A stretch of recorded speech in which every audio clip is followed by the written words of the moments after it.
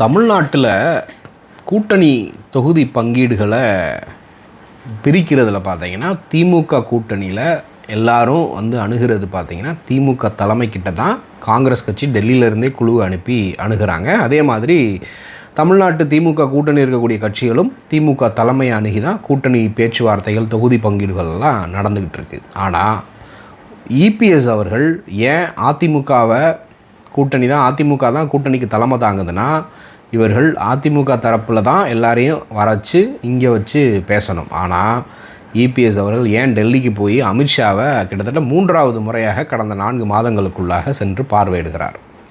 பார்த்துட்டு அதிமுகவுக்கு எத்தனை இடங்கள், மற்ற கட்சிகளுக்கு எத்தனை இடங்கள் அப்படின்னு பிஜேபி டிசைட் பண்ணுற அளவுக்கு அதிமுகவை பலவீனப்படுத்தி வச்சிருக்கிறாரா, இல்லை அந்த அளவுக்கு பலவீனமாக இருக்கிறாரா எடப்பாடி அவர்கள், இல்லை அந்த அளவுக்கு பிஜேபி கைக்குள்ளே சிக்கி இருக்கிறார்களா அப்படிங்கிற ஒரு மிகப்பெரிய கேள்வி.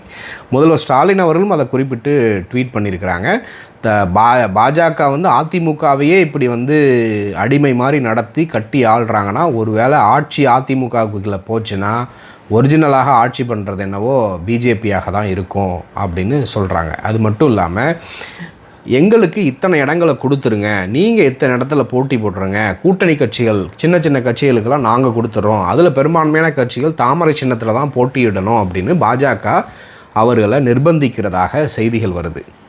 இது தமிழ்நாட்டு அரசியலுக்கு நல்லதில்லை அப்படிங்கிறது தான் மிக முக்கியமான கேள்வி. உடனே என்ன சொல்லுவாங்க, திமுக அப்படி நிர்பந்திக்கலையா அப்படின்னா, திமுக கூட்டணிக்கு தலைமை வகிக்குது அப்படின்னா அவர்களுக்குள்ளாக பேசிக்கிறாங்க. யாரும் இப்போ காங்கிரஸ் ஒருவேளை ஆட்சியில் இருக்குது அப்படின்னா, அன்றைக்கு இப்போ உடனே அதை தான் சமூக வலைதளத்தில் ஒரு பேச்சாக போயிட்டு இருக்குது. காங்கிரஸ் திமுக காங்கிரஸ்க்கு அங்கே டெல்லிக்கு வர சொல்லி பேச்சுவார்த்தை நடத்தினாங்களே, சிபிஐ ரைடெல்லாம் விட்டாங்களே அப்படின்னு இருக்குது. ஆனால் காங்கிரஸ் ஆட்சியில் இருக்கிறப்ப திமுக எத்தனை அமைச்சர்கள் வச்சுருந்தாங்க ஒன்றிய ஆட்சியில். ஆனால் இன்றைக்கு பிஜேபி கூட்டணியில் இருக்கிற அதிமுக ஏதாவது ஒரு அமைச்சரவையை வாங்க முடியுதா அப்படிங்கிற கேள்வியும் இருக்குது.